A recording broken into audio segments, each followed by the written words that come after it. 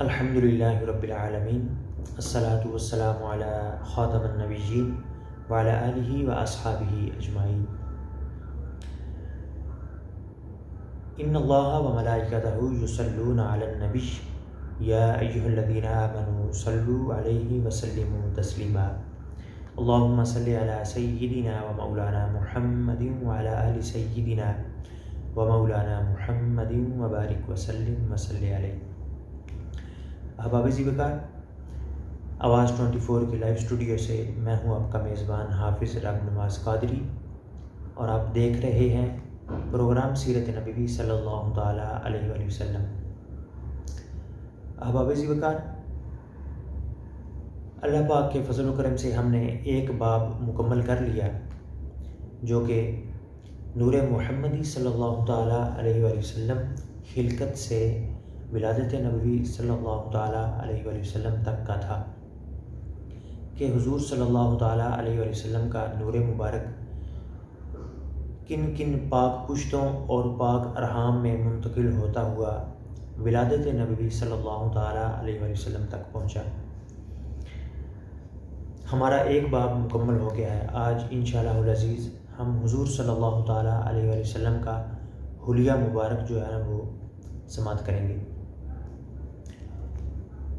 ترمذی میں حضرت علی رضی اللہ تعالیٰ عنہ سے مروی ہے کہ آپ صلی اللہ تعالیٰ علیہ وآلہ وسلم قد مبارک میں نہ زیادہ لمبے تھے اور نہ پست قد، بلکہ میانہ قامت تھے۔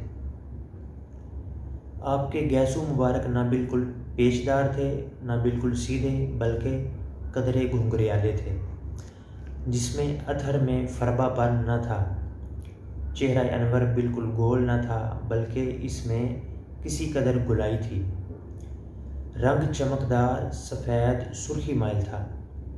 چشمان مقدس نہایت سیاہ تھیں اور پلکیں دراز تھیں۔ جوڑوں کی ہڈیاں جسیم تھیں۔ دونوں شانوں کی درمیانی جگہ پرگوشت تھی۔ آپ صلی اللہ تعالیٰ علیہ وآلہ وسلم کے بدن اقدس پر زیادہ بال نہ تھے۔ سینہ اقدس سے ناف مبارک تک بالوں کی پتلی لکیر تھی۔ آپ صلی اللہ تعالیٰ علیہ وآلہ وسلم کے ہاتھ اور پاؤں پرگوشت تھے۔ آپ جب چلتے تو قدموں کو قوت کے ساتھ اٹھاتے، ایسے لگتا کہ بلندی سے نیچے کی طرف اتر رہے ہیں۔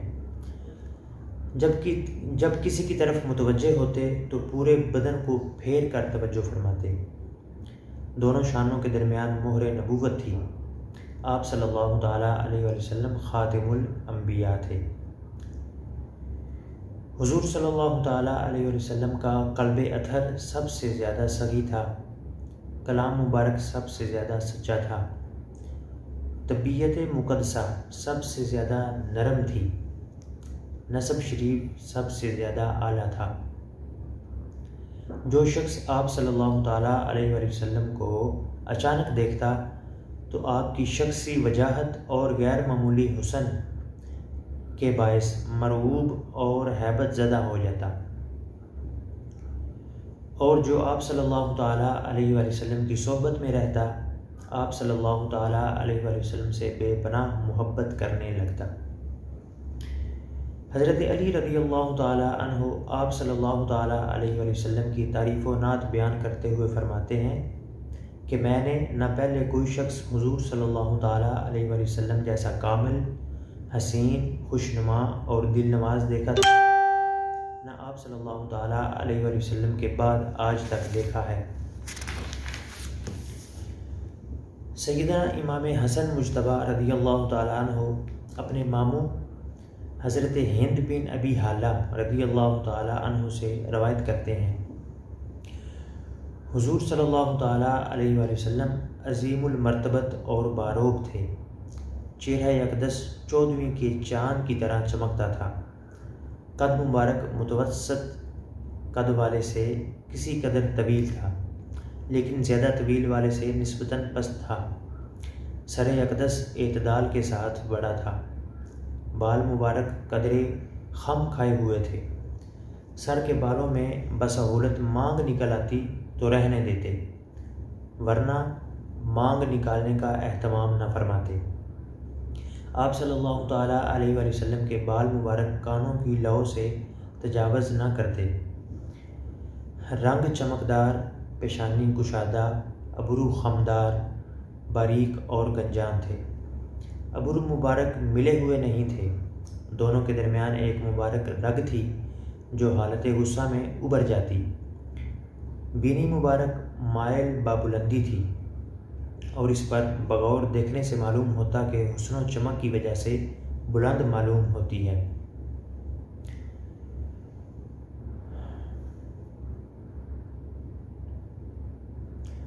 ورنہ فی نفسی ہی زیادہ بلند نہیں۔ داڑھی مبارک گنجان تھی، آنکھ مبارک کی پتلی خوب سیاہ تھی، رخسار مبارک ہموار اور ہلکے تھے، دہن مبارک اعتدال کے ساتھ فراخ تھا، دندان مبارک باریک آبدار تھے، ان سے سامنے کے دانتوں میں تھوڑا تھوڑا فاصلہ تھا، سینے سے ناف تک بالوں کی باریک لکیر تھی، گردن مبارک اتنی خوبصورت اور باریک تھی اور اس کا رنگ اور صفائی میں چاندی کی طرح سفید اور چمکدار تھی، اور اعضاء پرگوشت اور معتدل تھے۔ پیٹ اور سینہ مبارک ہموار تھے، لیکن سینہ یکدس فراخ اور قدرے ابھرا ہوا تھا، دونوں شانوں کے درمیان قدرے فاصلہ تھا، جوڑوں کی ہڈیاں قوی تھیں، جو حصہ بدن کپڑوں سے باہر رہتا روشن تھا، ناف اور سینہ مبارک کے درمیان ایک لکیر کی طرح بالوں کی دھاری تھی،